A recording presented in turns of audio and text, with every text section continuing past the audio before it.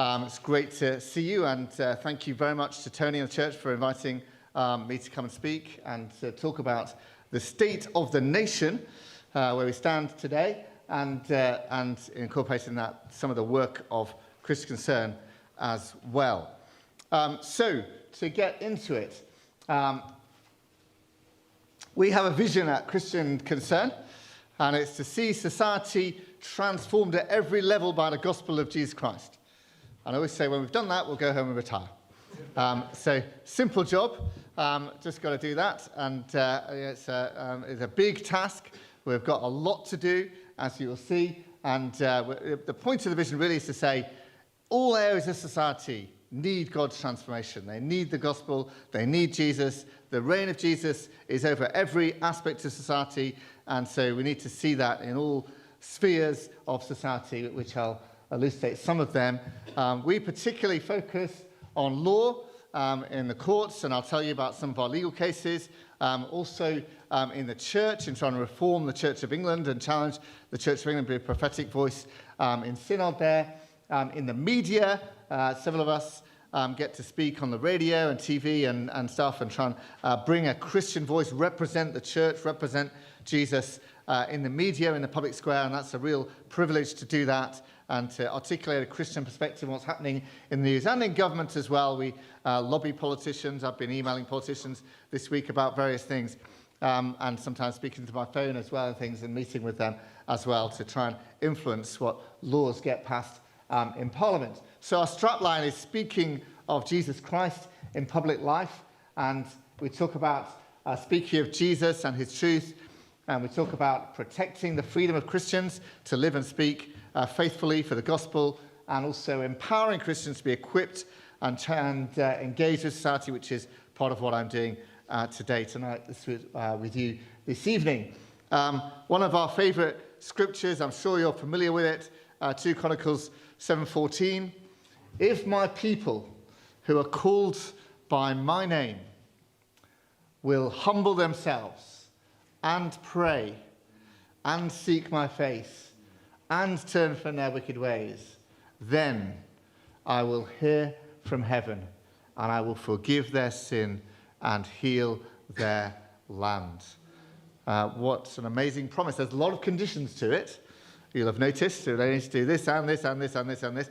But if we do that, if as a nation we do that, God is faithful and God will turn and heal our land. And our land is broken in so many ways today in this generation. But this promise still stands. If the people of God turn and do all that, and then we also look at the psalmist, blessed is the nation whose God is the Lord. And what a blessing this nation has been, because it has had as its Lord, the Lord God of the Bible, as I'll talk about in a minute. And so we can think about, why everybody recognizes now, I think, that the nation has gone wrong. We talk about broken Britain. Broken Britain was in the news this week, wasn't it? Robert Jenrick was saying broken Britain, and he wanted to defect reform because the Conservatives weren't comfortable because it meant they broke it a bit and things. So, but everybody recognizes really that the nation is broken today, and we've fallen so far, and things are so wrong in so many different areas of ways. Why is that, and what happened, and where did we go wrong? We had a reminder of the Protestant origin and foundation of this nation and influence on this nation with the coronation of King Charles a couple of years ago now in 2023.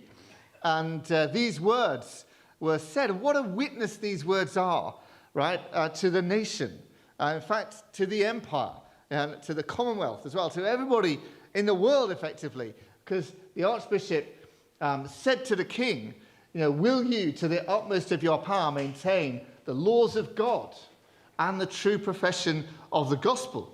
Will you, to the utmost of your power, maintain in the United Kingdom the Protestant Reformed religion established by law? Will you maintain and preserve inviolably the settlement of the Church of England and the doctrine, worship, discipline and government thereof, as by law established in England?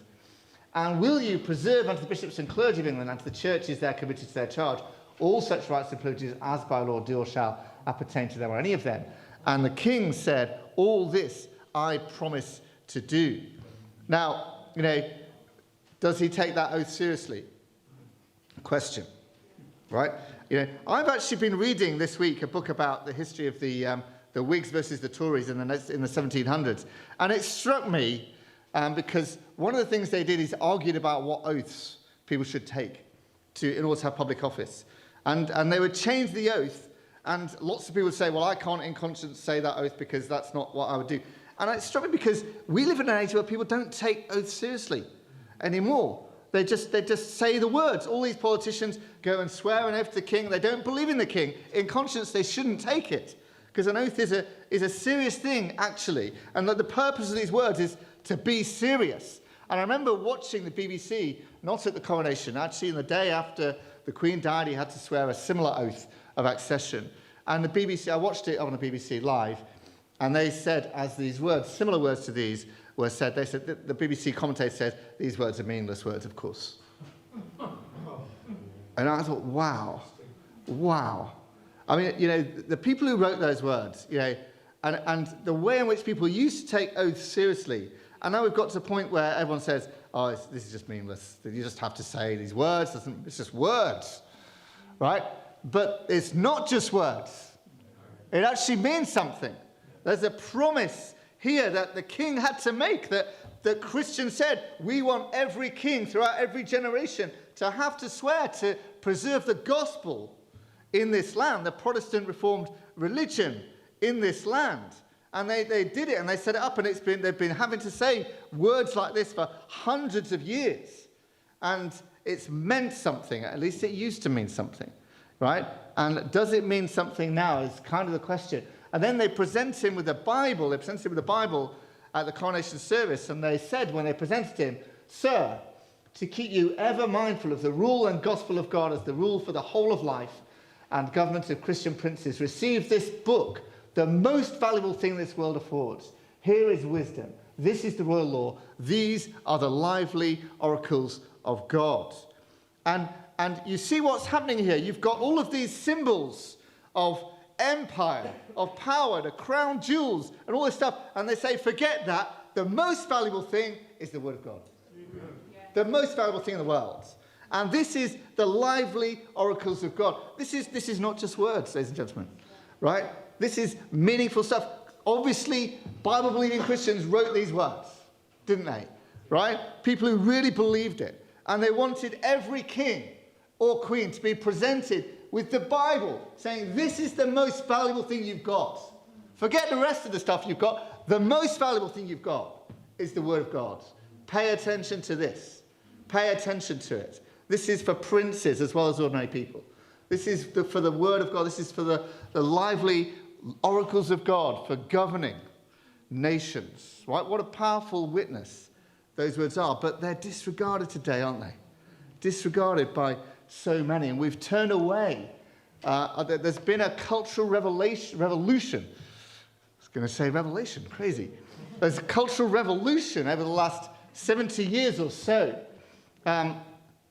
You could date it from different places. I'm dating it from roughly when the Queen came to the throne. I'm not holding the Queen responsible. I'm holding the nation responsible. In fact, I'm holding primarily the church responsible. When the Queen came to the throne, abortion was illegal. Today, the statistics that came out this week, 1 in 3 babies die in the womb, are killed in the womb. 1 in 3 babies in this nation now are killed in the womb. That's a massive stain on the nation. That's a massive sin that we have to atone for and reckon with across the nation. When the Queen came to the throne, less than 5% of babies were born outside marriage. Now it's 46% of babies are not born to married parents. 46% of babies. And the impact of that, fatherless children, is felt in all of the crime, all the shoplifting, all of the gangs, drugs, all of that stuff. It's near 99% of those people are fatherless. It's that strong, When the Queen came to the throne, there were nearly 350,000 marriages with a lower population. And now there's less marriages, 241,000 marriages, there's 16 million more people. So marriage is declining in popularity. Less people are getting married, proportionately and absolutely. And divorce from 34,000 to about 120,000 divorces per year with lower marriages, the breakdown of family and all that entails on the partners and any children and so on. This is why we're broken. This is why we're broken as a nation. And the church has got to be the solution, as well as, I think we've failed to preach the gospel. That's really what's happened. We've failed to preach the gospel over the last 2 or 3 generations. We've failed to actually preach a whole gospel that calls the whole nation to account. We've kind of held the gospel into our churches and not taken it outside and said, look, it applies here, it applies there, it applies everywhere, And it's because the church has failed, I think. I don't blame anyone else. I don't blame politicians or anyone else. I blame the church for failing to speak prophetically into the nation about these things. So we need to reform the church in order to reform the nation. This scripture, Jeremiah chapter 2, obviously Jeremiah proclaimed this to the nation Israel, but I think this applies to our nation today. That's what Jeremiah said. This is what the Lord says. What fault did your ancestors find in me that they strayed so far from me? They followed worthless idols and became worthless themselves. Has a nation ever changed its gods? Yet they're not gods at all. But my people have exchanged their glorious God for worthless idols. And that's what we've done. We've exchanged our glorious God that made us Great Britain at one point for worthless idols, and gone so far away, and God is graciously punishing us for that. And we're reaping the consequences of turning away from God's way in so many ways and so many areas. I've talked about abortion already. I'll just elaborate a little bit more on that. The latest statistics, it's about 10 million abortions now since the Act was passed in 1967. 10 million. Think about that. That's the entire population of Greater London, is it not? Right? It's how many cities is it? Right? It's greater than the total number of deaths in World War II. Right? Just for comparison, right? It's not a bloodless revolution, one could say. Right? Huge numbers, 240,000, 250,000 a year is, can't remember the stats now, dozens every single working day of abortions that take place, lots every single working day.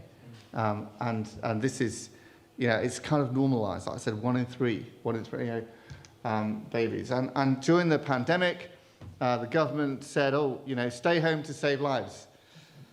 Oh, but if you want to kill the life in your womb, we'll have to work out how to sort that out for you, won't we? So they made it legal for the first time to send out tablets by phone, poisonous tablets to kill the baby in your womb. So without any scan, without any check on the gestational age or anything like that, these tablets are only safe under 10 weeks gestation. You can phone up and you can give a fake name and a fake GP service, and no checks are done, and they'll post you these tablets. And then at home, people see the fruit and experience the pain with no doctors present. And, actually 1 in 17 people who take these tablets end up in hospital because it's actually very dangerous. It's far more dangerous than paracetamol. It's not something that should just be sent out to whoever asks for it. And this was an emergency measure during the pandemic. And then, of course, after the pandemic, they found time in Parliament to make it a permanent measure. So this is now the normal way now to have abortion, is to over telemedicine, phone up, and the tablets will be delivered to you. The first tablet, if you take the first tablet, some women immediately regret it. I think, oh my goodness, what have I done? What have I done? Why did I do this? And many women are pressured in this whole area. Feel pressure from various ways. I've got a story to tell about this, but I can't tell it on camera. And they take this tablet and they feel like, gosh, what have I done? And they Google quickly, abortion reversal. And this doctor here, Dr. Dermot Kearney, was prepared to offer a prescription of progesterone, because the first tablet, what it does is it inhibits progesterone for the woman, and that stops the pregnancy from continuing properly and most likely ends up with the baby dying, and then the second tablet causes the baby to be expelled from the body. So if you give an overdose of progesterone quickly, you can probably save the baby. There's a high chance of saving the baby. You can't guarantee it, but there's a high chance, about 70% plus chance. And so this chap was offering this service to women free of charge. You'd get a prescription ordered to the local chemist, and they would go to the local chemist the next day, get the tablets, and dozens of babies have been born healthy as a result of this. Can you believe it? The General Medical Council tried to stop him, say, you couldn't do that, you shouldn't be allowed to do that. And they tried to sort of get him and have a disciplinary hearing against him, all of this kind of thing. Probably the first doctor ever who's been banned, or they tried to ban him from prescribing life-saving drugs, actually. And progesterone is a naturally occurring hormone, as you know. It's safe to take. So we helped him, and I'm pleased to say we got him cleared, and he's still doing this kind of service to this day. And there's some of the babies, and there's about 60 babies that we know of that are now alive and healthy and living, and the mothers are delighted and so grateful for this service that is provided for women. And so do make people aware of this if you know about this kind of thing. We published a report just last year, I think it was, on buffer zones, which is another whole new thing that the government has taken time in Parliament to bring in, that around abortion clinics, you can't talk about abortion. You just can't. If you do, you'll be arrested. Right? Even if you're taking a friend along, you happen to say, are you sure you still want to do this? They might arrest you for that. That would be illegal. Right? It's actually a blasphemy law against talking about abortion around abortion clinics. That's what it is. Right? That's what they've imposed around abortion clinics today. And bear in mind, by the way, that abortion clinics are kind of going out of business because of the telemedicine. Okay, so set that aside a minute. But they still brought this in to place. And this undermines hundreds of years of freedom of rights, 300 years of historical religious freedom. And it's a breach of human rights. And people have even been arrested for praying in their minds. Right? The police officer says, what are you doing here? I'm praying in my mind. And the police officers arrested them for that. That's a new thing in Britain that hasn't happened for generations and generations and generations. And in our generation, people have been arrested for silent prayer on the streets. Right? It's not what the law says, it's not what the buffer zone thing says, but that's what the police think it says. And they arrest people for this. So this is a major concern that we're trying to fight and oppose in law. And then what just went through Parliament last June in the House of Commons was a vote to decriminalise abortion right up to birth. Right up to birth. Did you know this happened? Right? They decriminalise abortion right up to birth. So a woman can carry out her own abortion right up to the day before it's about to be born, and they say, oh, it's not murder anymore. It's not. There's no crime associated with that. It's fine. It only has legal protection once it's out of the womb. Before that, it's just a clump of cells. After out of the womb, then it has legal protection. This is the way the law is going. Now, this is coming up in the House of Lords just the week after next. I think it's being debated in the House of Lords. Maybe they can stop it. It's hard for them to stop something that's been passed in the House of Commons. I know people who are trying to propose amendments and stop it and resist it and so on. It hasn't actually become law yet. So it's being debated in the House of Commons, in the House of Lords, sorry. And so, please do pray about that. And polling shows that this is not what people want. In fact, 2/3 of women prefer a return to in-person appointments. But an amendment to require in-person consultations again was defeated. They said, no, we're happy to do it by telemedicine without any scans, without any medical checks and all of that that's going on there. So from beginning of life to end of life, right? Life matters, doesn't it, right? So that's all at that end of life. And now at the other end of life, as you may know, we've got a bill going through Parliament to legalise for the first time in this country assisted suicide. And that would make it available on the NHS, right? So that if you qualify in certain conditions, then you ask a doctor, can I have assisted suicide? They have to provide it. That's what the law would say, right? The NHS has to provide assisted suicide. By the way, you can't necessarily get palliative care, right? There's no law that says you have to have palliative care, right? But when this law passes, you have to be able to have suicide, right? We'll definitely give you suicide. Might not be able to give you palliative care, but we'll give you suicide. Would you like that, right? Do you see what this is like? You know, and people are trying to get amendments in to require palliative care, and they say, no, we don't want to have to do that. You know, and it's all being debated in the House of Lords at the moment, and the law is so bad that 1,000 amendments have been proposed by members of the House of Lords to this bill. And so they're worried about running out of time to debate it. And so the government said, well, let's give it more time then. It's not meant to be a government bill. It's meant to be a private member's bill. But anyway, they did this, so it's got more time. And now it's being debated over the next few months. I'm praying and hoping that it gets defeated, because it's such an awful law to bring in, to make suicide something that is normalized. You know, I read a story about a person who was in hospital in the Netherlands where assisted suicide is legalized, and he was in some pain because of bed sores. And every day the doctor would come round, and how are you today? You know, well, I've got some pain from my bed sores. Oh, well, you know, I'm not sure we can do much about that, but we can offer you assisted suicide. Imagine that every day, right? Imagine the psychological toll when you're already suffering, and you're ill and you're vulnerable. And he managed to get transferred to hospital in Britain, and there, doctors came round, how are you today? I've got some pain. Let's see what we can do about that. And they fixed it, right? So you see the mentality changes. Once you change the law, right, you know, if your duty is always to preserve life, you work out how to preserve life, right? Once suicide becomes normalized, oh, well, we can offer you suicide.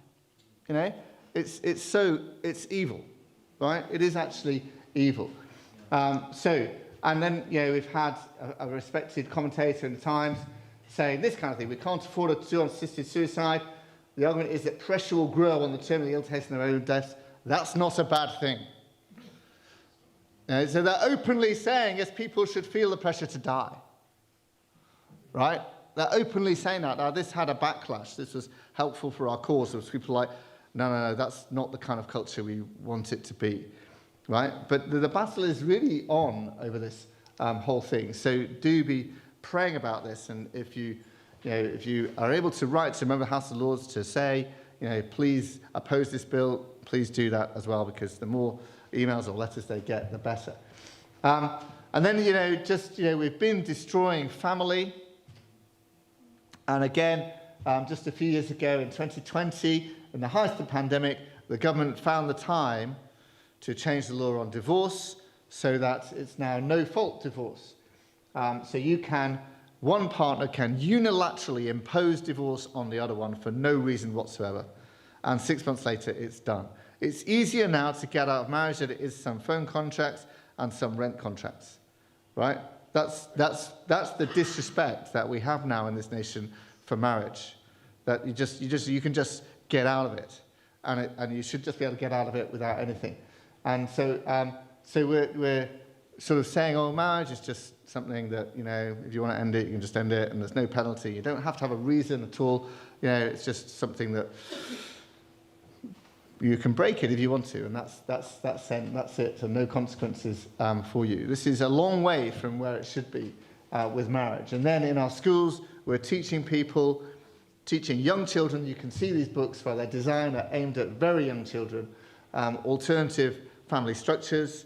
You can see there Jack and Jim, King and King, Asher's mums, Uncle Bobby's wedding, Heather has two mums, all this kind of stuff. Very much intended to indoctrinate children, to teach them about alternative lifestyles, to get them to think about maybe this is what's normal. Here's one book, My Princess Boy, which is about a young child cross-dressing and wanting to dress up as a girl.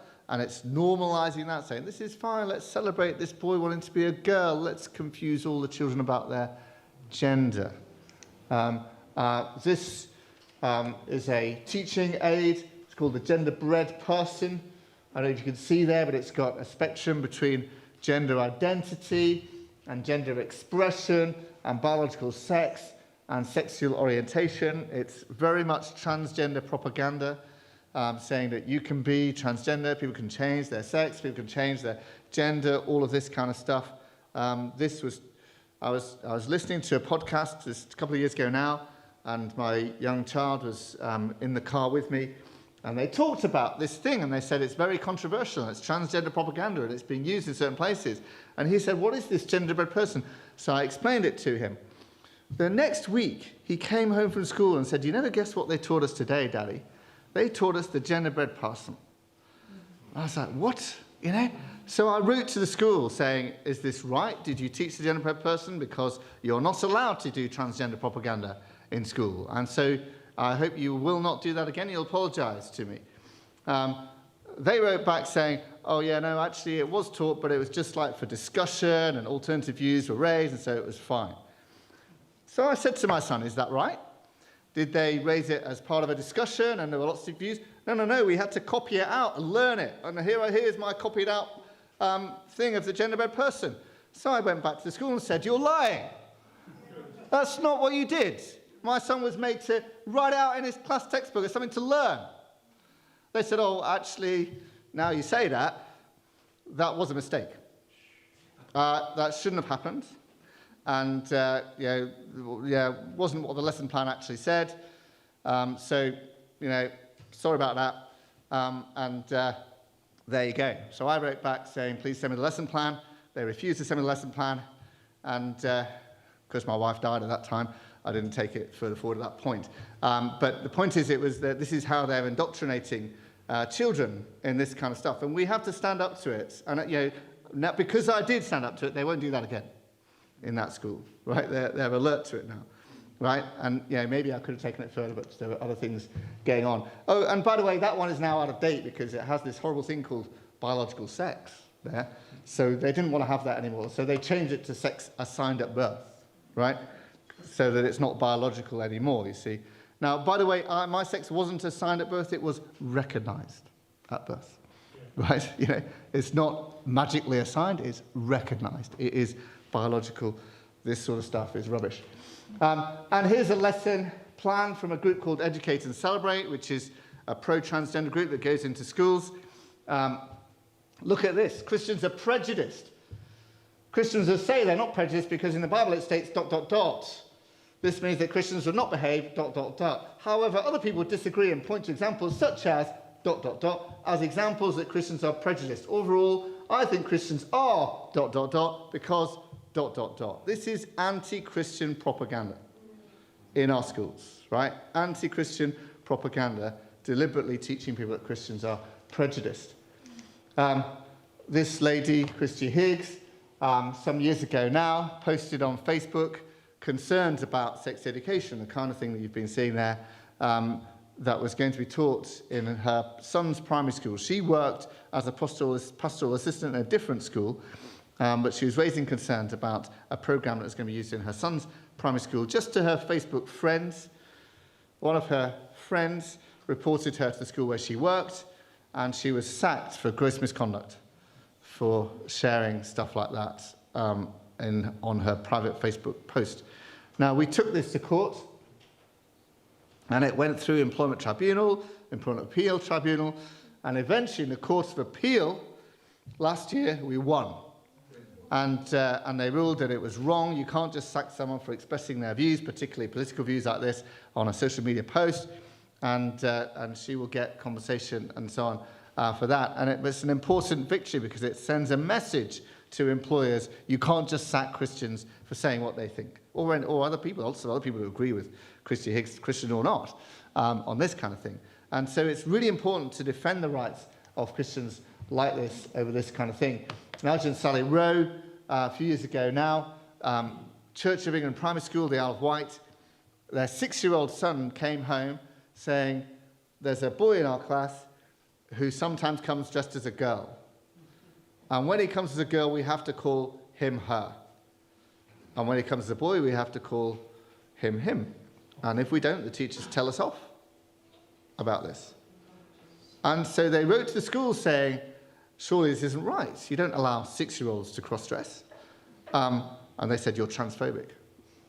Transphobic bigot. So they wrote to the diocese, this Church of England school, and said to the diocese, surely you shouldn't be allowing 6-year-old children to cross-dress in schools. Diocese wrote back saying, you're transphobic bigots. right? So then with our help, they went to the government and said to the government, so is this your policy, that 6-year-olds can change and transition in schools? And the government said, none of our business. So then we did a judicial review of the government's decision to say it's none of our business, and the government backed down and said, oh yeah, it is our business really. So we will come up with some guidance about this. So then they did come out with draft guidance just at the end of the last Parliament with the Conservative government, which was a big improvement on where we are. But that draft guidance has not been adopted by the Labour government, and so we're waiting for guidance from them about this. And this is the crazy state that we're in this nation, allowing children to cross-dress. But the pushback on transgenderism is big and is coming, and transgenderism is currently in retreat. This chap was probably the first teacher in the world to be sacked for misgendering a pupil. He said, well done, girls, to a bunch of girls in his maths class, and one of them said, oh no, but I want to be called a boy. And so they sacked him for that. And we helped pursue a case there and raise the profile of this issue. This lady, her 4-year-old son was asked to participate, was made to participate in a pride march in school. And then when she complained about it, he was given a 3-hour detention. A 4-year-old, a 3-hour detention. That's so over the top, so over the top. And again, we've challenged this and done a legal case about it, and I'm pleased to say the school has stopped doing pride marches. This is what you need to see. You need to stand up against this kind of stuff. This is a lady, we can't reveal her name, so we call her Hannah, and she lost her job after raising safeguarding concerns about an 8-year-old that the school said, next term, this 8-year-old girl will be a boy. And she said, no, but this is not right because these parents are abusing this child and there are issues here and so on. And she raised safeguarding concerns about it. Safeguarding used to trump everything, but now transgenderism trumps everything. And so she lost her job and she's now working in a sandwich making place. And again, we're helping her run a legal case to try and challenge that. And I think we probably will end up winning on this because the tide is turning on all of this stuff. I'm conscious of time, so I'm going to just sort of skip over 1 or 2 slides maybe. This guy was expelled from university for posting on Facebook his belief that marriage is between a man and a woman and that sex is reserved for marriage.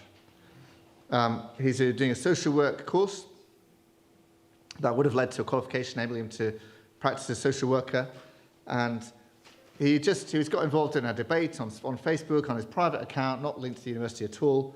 And one of his Facebook friends spotted what he'd said and reported him to university. This student is terrible. He believes in marriage. How bad is that? And the university should have said, who cares? But they didn't. They said, that's terrible. Expelled from university for this, right? Expelled from university. So they expelled him.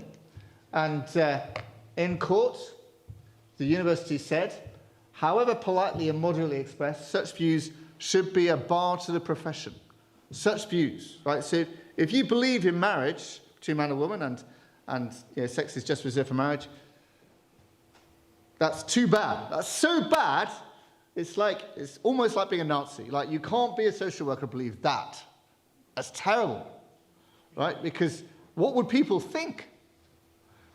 Right? Well, what would people think of you, How threatened might somebody feel who has an LGBT identity if they know you believe in marriage? Goodness me, right? And so it went to court, and in the court, the judges asked the university lawyers, and they said, well, so if somebody says this kind of thing in their home, would that be all right? And they said, well, not if somebody else hears it. I know, what if somebody said it in church? Would that be all right? No, because somebody might hear it and know what they believe. And they said, well, would this disqualify Mother Teresa from being a social worker? Yes, if that's what she believes. At that point, the judges are like, no. We're not going to ban Mother Teresa from being a social worker. And we won the case, right? And he went back to Sheffield University and finished his course and qualified as a social worker. Praise God, right? Only to find that he applied for a job and was offered the job, and then they saw who he was. Oh my goodness, he believes in marriage. He believes in John 3:16. We sang that, didn't we? Right? Did anyone else believe those words? Gosh, not any of you. Some of you must do. And this is what they now say, right? Expressing John 3:16, expressing belief there are only two genders, or either of those two could be triggering and lead to death. People might commit suicide if they know you believe this. That's actually what they're arguing in court, right? That's their actual argument is, this is dangerous beliefs. People will feel suicidal if they know that you believe John 3:16. Or you believe there are only two genders, right? It's called minority stress theory, right? So this is now what we're having to challenge in court. They can't employ someone like Felix because of his views on sex and gender might damage the mental health of people identifying as LGBTQ. And they might even kill themselves if they discover Felix is a Christian.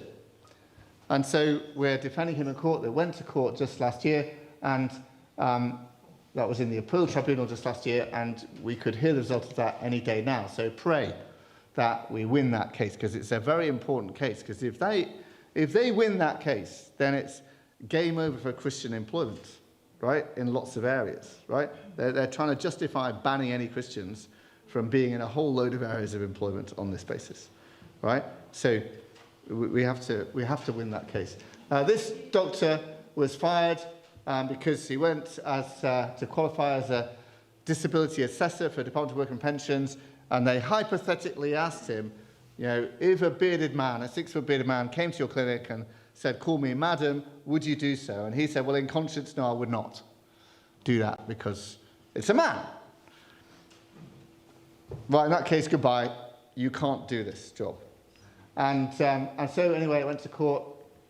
And when it first went to court, this is what the judgment said. Right? The judge wrote this in the judgment. He said, belief in Genesis 1:27. Do you know what Genesis 1:27 says? Right, yeah. Male and female, he created them. In the image of God, he created them. Does anyone believe that here today?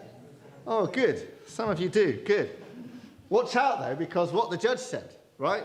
That belief in Genesis 1:27, or lack of belief in transgenderism and conscious subjection of transgenderism, are, in our judgment, are incompatible with human dignity and conflict with the fundamental rights of others. Just the belief.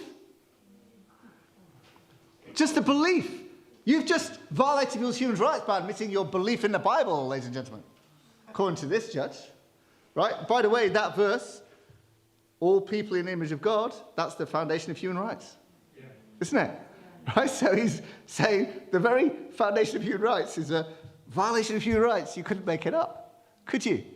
Right? Anyway, we got that judgment overturned, I'm pleased to say. Right? So in fact, it's overturned so that these beliefs are now respected beliefs in a democratic society. All right? So it's not like that, right? But this is what judges think. Right? This is how far we've gone, that a judge would write that in a judgment.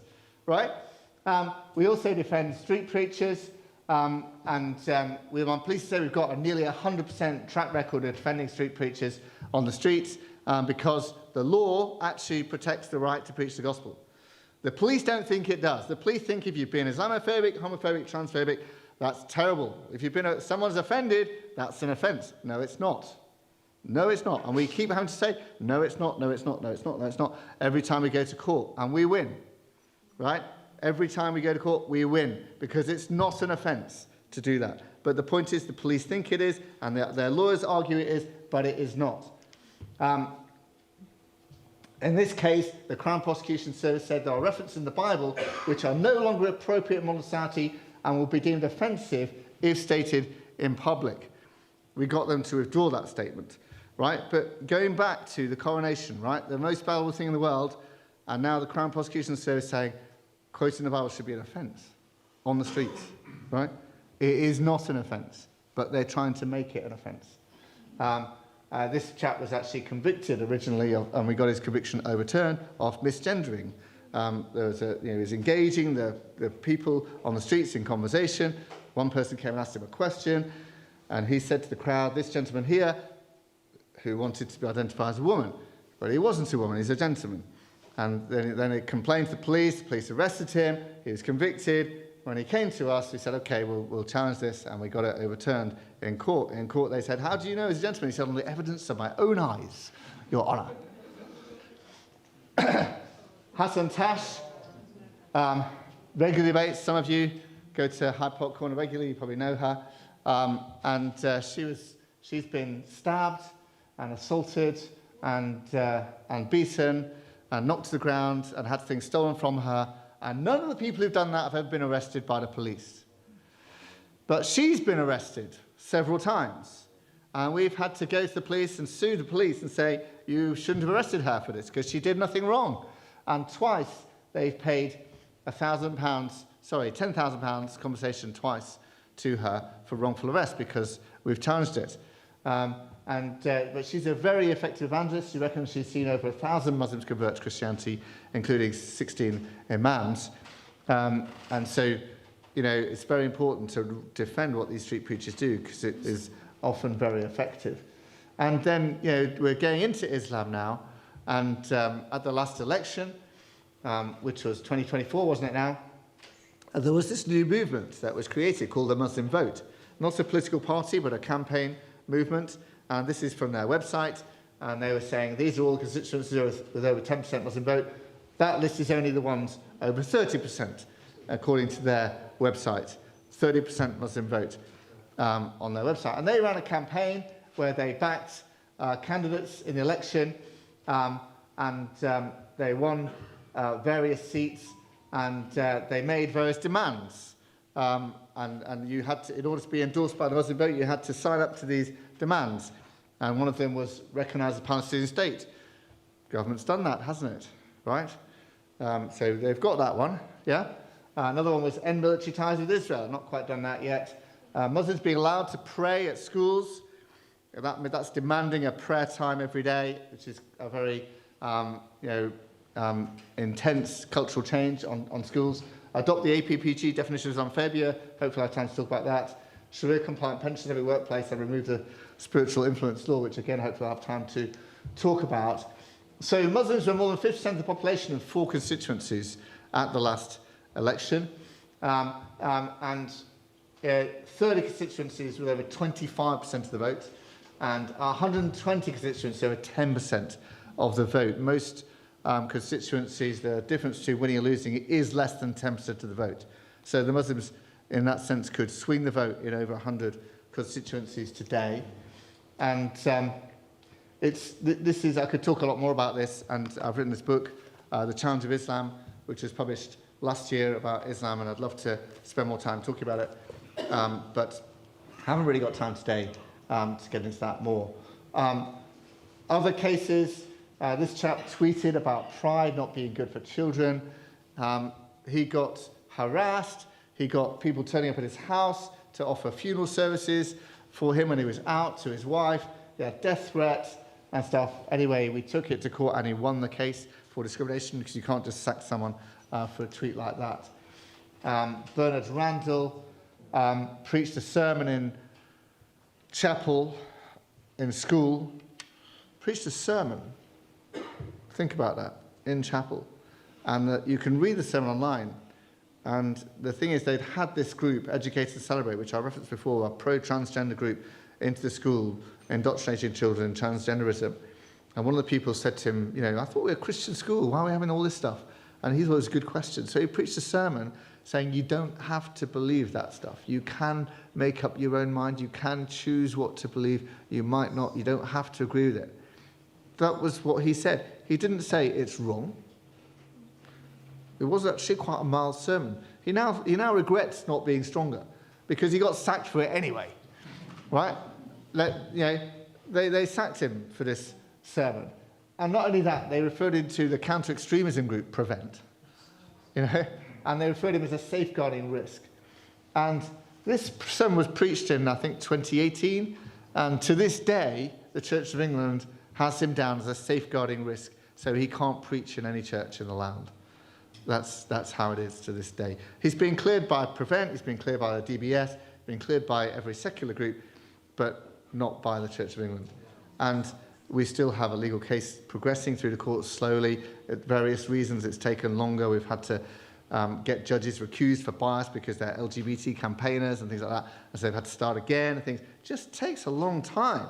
And the punishment is the process in a way, right? So do pray for him because it's hard going through this process. And he feels called to minister and preach, and he can't, right? And we're really trying to challenge this.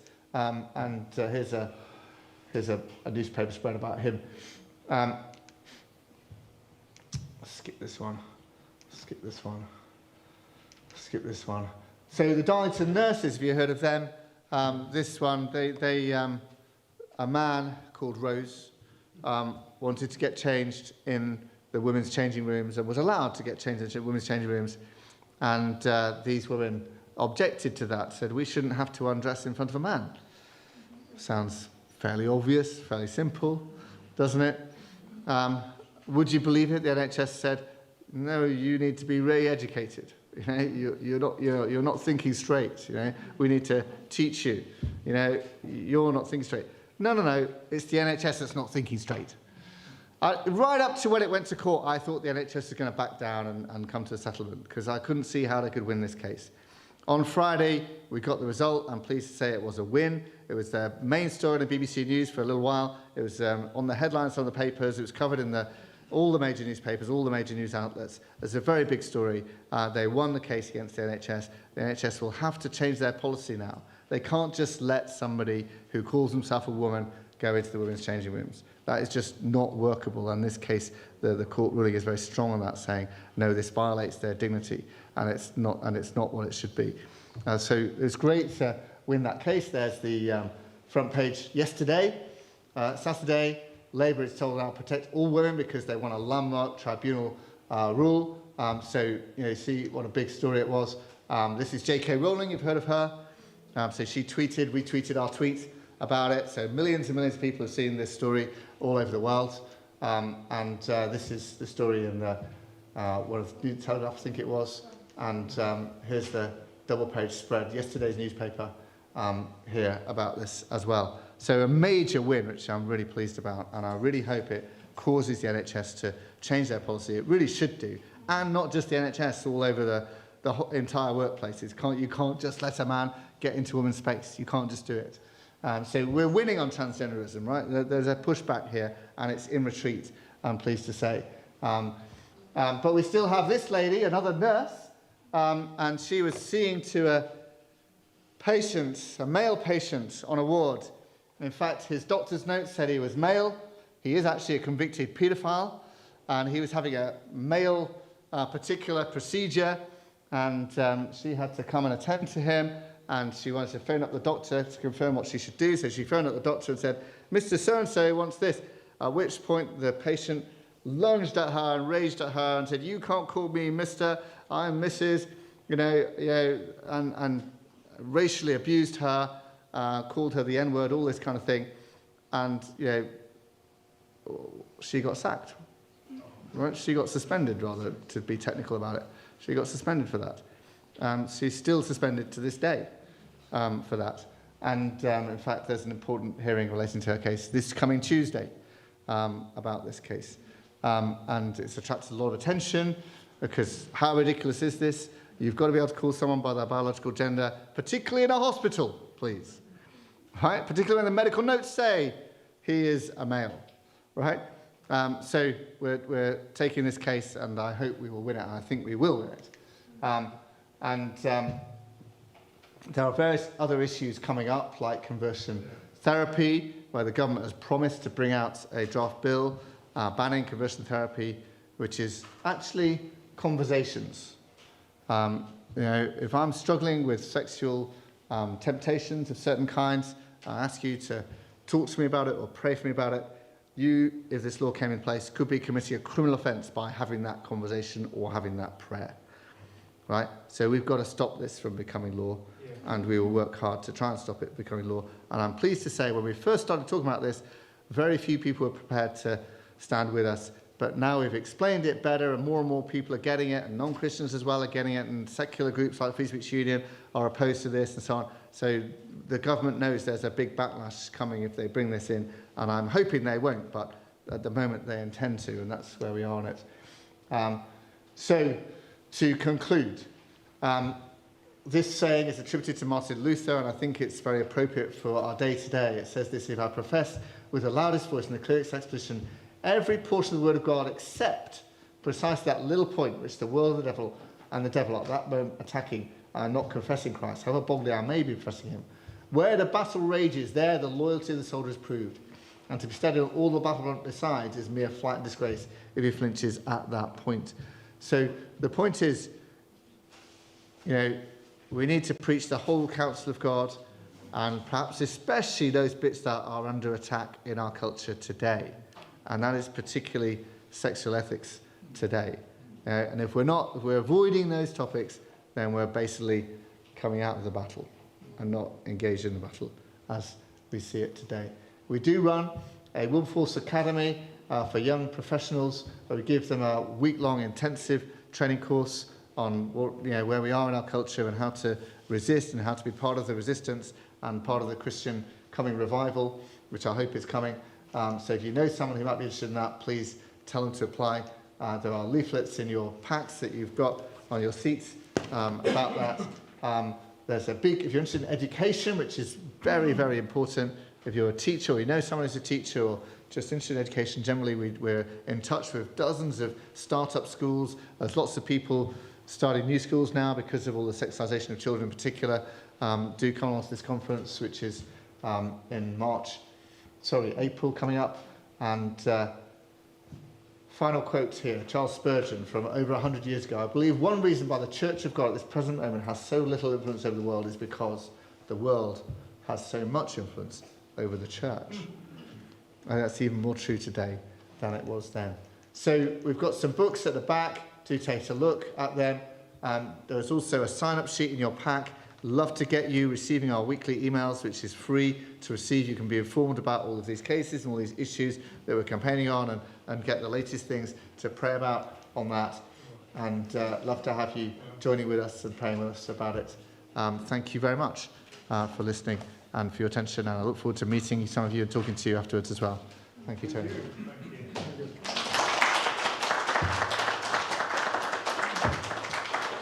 Right, well, thank you very much, Tim. That's a wonderful, well, also a terrible talk to hear what's going on in our country, and some of these things just make you weep.